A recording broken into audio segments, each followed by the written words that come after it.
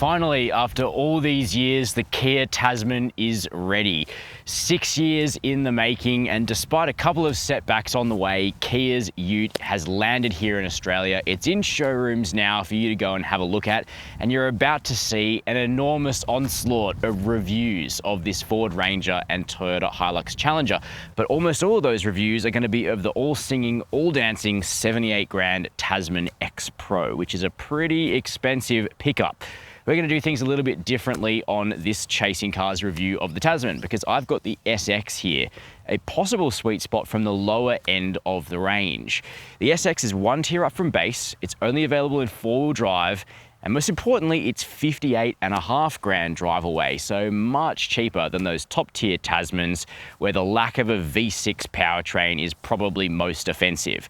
I think we can all cope with a 4-cylinder when you're paying less than 60 grand. So if you're on a budget, you want a brand new ute, you want it from a reputable manufacturer, even if Kia hasn't done one of these things before, should you choose a Tasman over a Ranger, a Hilux and others? And if you want a Tasman, should you choose an SX? Let's find out. Before we get started, hit subscribe below. Chasing Cars, honest reviews of your next car. Brought to you by Budget Direct. It's not my job to tell you what looks good, but it's hard to avoid the elephant in the room. The Tasman's design polarizes, and that is on purpose. Most utes look fairly samey. Some of them are quite handsome, but Kia didn't want to launch in Australia with a vehicle that looked identical to many of the rest of the utes on the market. There's no missing the Tasman on the road. You'll have to tell us whether you like it or hate it. But Kia's intention is to break into the ute market with strong sales from early on, so enough people are going to have to like the way the Tasman looks. It is physically larger than many of its rivals. It's 5.4 meters in length, so it's longer than something like a Ford Ranger. The ride height really differs depending on the model. The fleet-focused S, SX and SX Plus all sit relatively low to the road with 206 millimeters of ground clearance because they have additional pedestrian safety, which earn them a 5-star ANCAP rating. The X series models sit much higher. They go without a 5-star rating as they don't have the low scoop for pedestrian safety at the front. So they look quite different altogether. Well, while the powertrain is a bit and the design is a bit acquired taste, I think we can say, the two standout features of the Tasman are the ride and handling, and we'll come to that in a minute, and this interior, which I think goes straight to the top of the class immediately. It isn't just the layout, which is clear, ergonomic, intuitive, and modern. It's also the material selection, which is pretty nice across the range, even in this SX, which is less than 60 grand drive away and about 4.5 grand more expensive than the base S in four-wheel drive guise. From here, it's $8,000 more to go to the SX Plus, so then you're spending a lot more money. So what are we getting? Well, across the range, you're getting a premium steering wheel, not leather, apparently just premium is a material, but it feels pretty good in the hands. Physical shortcuts, rollers for your volume, nice toggles, drive modes down here, and your ubiquitous attention monitor here, which you can turn off through the menus. All Tasmans also get the top infotainment package in terms of two 12.3-inch screens up here. One for the driver, a touchscreen with wireless Apple CarPlay and wireless Android Auto, all wired across the range. SX picks up integrated navigation, which is always nice to have. Your climate controls here, yes, they're still hidden behind the steering wheel for some reason, but Kia is persisting. However, you get really nice toggles down here for temperature, fan, climate mode, and some shortcuts for your media and your navigation as well. The vents are super easy to control, really cool honeycomb design, and the lower end Tasmans have a bridge down here with your transmission selector. Move up the range and it becomes a column switch instead. Loads of storage, big cup holders, big space down here, good sized door bins. Although you do know you're in a lower end ute in that we've only got USBs in the front, for instance, no wireless charging, no rear air vents as we'll see in a sec in the SX. But if it's mainly just going to be yourself and maybe one other up front, and the back is really for your gym bag storage or for your subcontractors, that could all be absolutely fine. Frankly, looking forward, it looks great in here. It looks like a premium SUV rather than a ute rival. And even the manually adjustable cloth seats at this end of the range are really nice and comfy, though the fully electric heated and cooled units in the X Pro are much better again. Jump in the back seat of the Tasman, and this is where the extended dimensions of this vehicle compared to some rivals start to pay dividends. The wheelbase is identical to a Ford Ranger, though it's longer than a Hilux, and backseat space is marginally better than those vehicles on paper. For myself, it's 6 foot or 183 centimeters. Headroom is really good, legroom's good, but toe room is actually quite tight if this seat is in its lowest position. That being said, the floor is almost flat, and you can definitely get 3 people across here because the Tasman's got pretty decent width. Even if it actually looks quite narrow outside, it's fairly wide for the class. No armrest in the center, unfortunately, though you are still getting a bit of squidge factor over here on the door, and also an opportunity to just point out some of the really nice knurling of the components. It might not be real metal throughout the interior, but it kind of looks the part and definitely feels elevated. Not too elevated though is, as I mentioned, the lack of rear air vents. You have to calm yourself down by looking at a bare honeycomb pattern instead of vents, but you are still getting things like seat back pockets, which is good. Plus these rear seats actually lift up, revealing some private hidden storage beneath. Moving around the back, and again, it's not my job to tell you whether or not the Tasman looks good. Frankly, I think through sheer exposure, I've gotten used to it, even if it is a touch Miss Piggy and the Jeep Gladiator had a baby. It kind of works from the back, don't you think? SX has silver badging, and you'll notice the tailgate's damped, so it won't slam open like some will, but you'll also notice there's no bed liner. Now, this is $8 cheaper than the SX Plus, so that's giving you lots of money for modifications, including lining this bed, which of course you're gonna wanna do right away. More annoying is that the SX misses out on the 240 volt power outlets, one in the tub, one in the back seat that you are getting on SX Plus. But it is a big tray, 1.5 meters long, 1.6 wide. You can get an Australian pallet between the arches. It's about 540 mil high, and then underneath the back here, we have a full-size alloy spare wheel. The Tasman is only available with the 4-cylinder diesel engine, and very shortly I'll tell you whether or not that's good enough. But I suspect in future we'll be seeing a hybrid Tasman. There's a certain irony to the fact that the Tasman is launched after 6+ years of development, and its launch date here in Australia is 22 days after the start of financial consequences under Australia's new vehicle emissions standard, which means it's going to get very expensive for Kia to sell too many diesel Tasmans in time if they can't offset it with EVs and hybrids, which they are going to try and do. Fuel consumption, however, isn't too bad. 7.6 the claim. I got 8.2 litres per 100 Ks on my mixed driving loop in the SX, which I think is decent. 80 litre diesel tank means you're getting nigh on 1,000 kilometres of driving range in the real world. And while there is a DPF, there's no AdBlue with this vehicle, which makes life a little bit easier. CO2 emissions, if you care, and you probably don't, are 200 grams per kilometre. The NVES limit this year is 210, bit of breathing room, but next year it's 180, which means penalties for this vehicle from 1 January 2026 if Kia does not offset its Tasman sales. Warranty is 7 years with unlimited kilometres. Cap price servicing is offered, and the pricing is on screen now. Kia debated launching a ute in Australia for more than 10 years, but the decision to go ahead with the Tasman, which was nearly called the Tanami, was made in about 2019. Tuning started during COVID with substantial suspension revisions once the Australian team were able to get their hands on the vehicle around 2022. Kia says the Tasman is its most Australian vehicle ever. The major rival benchmarked by Kia's team was the old PX Mark III Ranger, not the new T6.2, because the Tasman's suspension and steering were locked in before the new Ranger was launched in July 2022.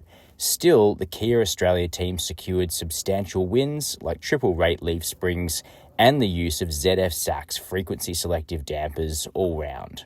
The ladder frame used by Tasman is brand new, not borrowed from the old Korean market Mojave.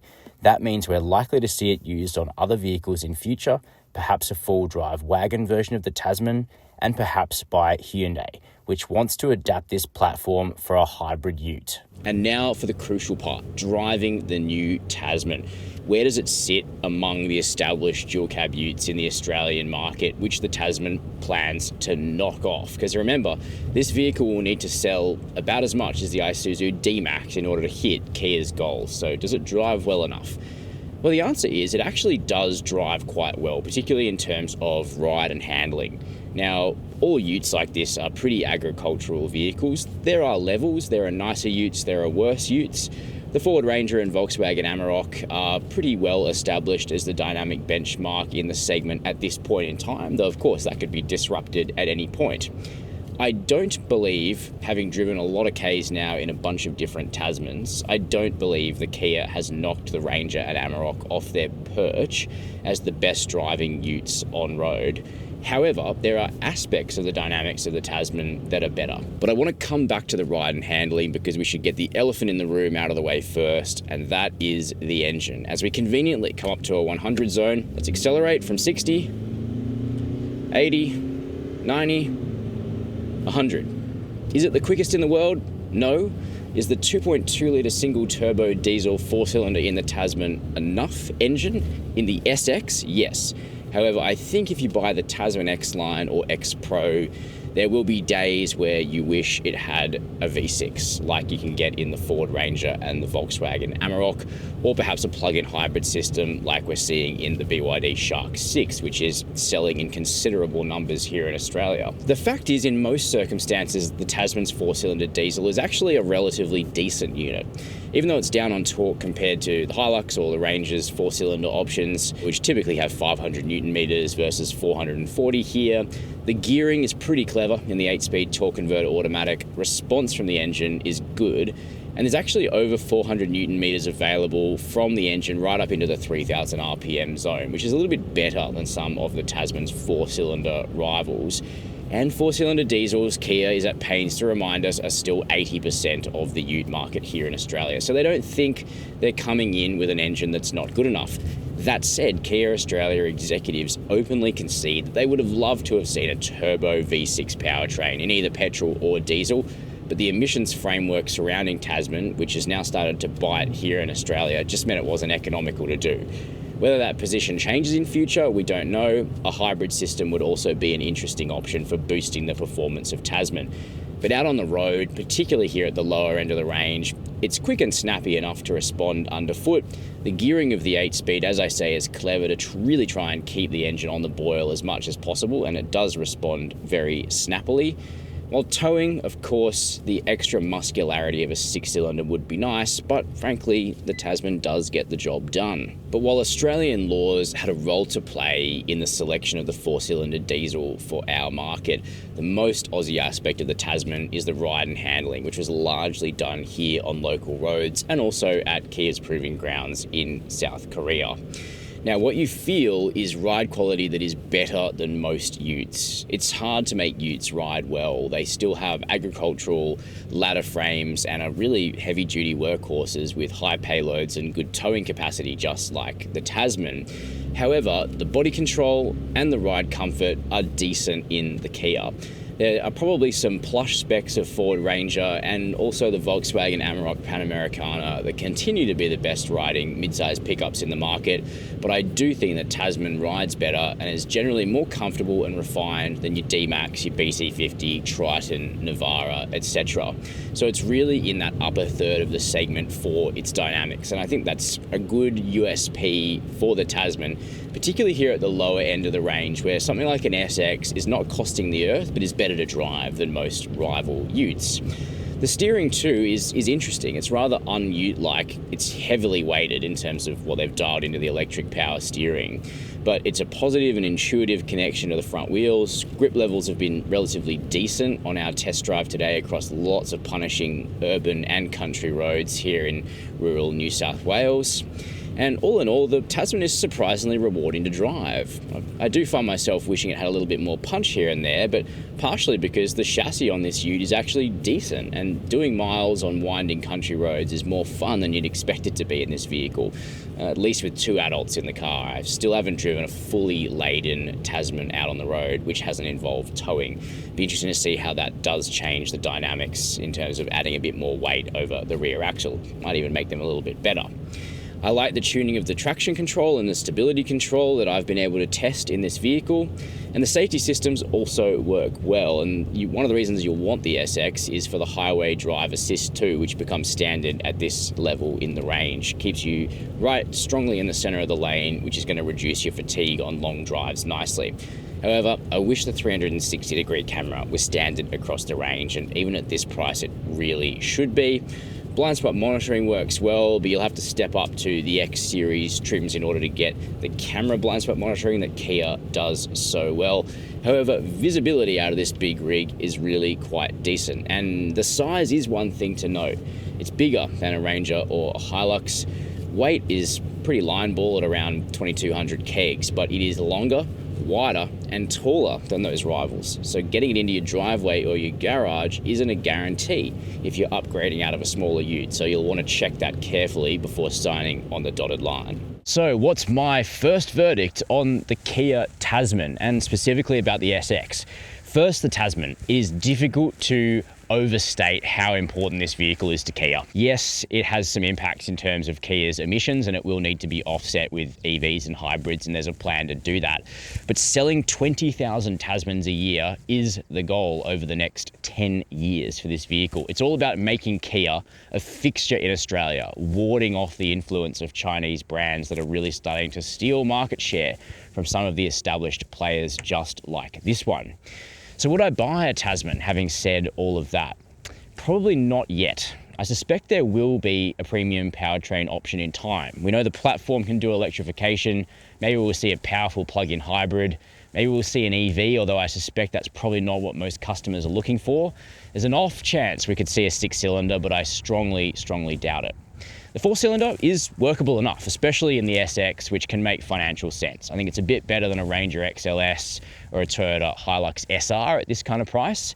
What I have an issue with is really the X Pro, up there around the 80 grand level. Cool looking car, drives pretty well, but you're 3 grand off the drive-away price of a Ford Ranger Wildtrak V6 diesel. Are you going to do the 2.2 4-cylinder at that level? I suspect a lot of people will not.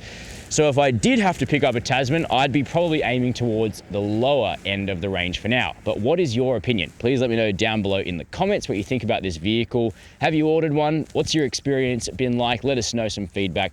While you're down there, hit subscribe and the notification bell if you'd like to see more independent testing just like this. And as always, thank you for watching Chasing Cars.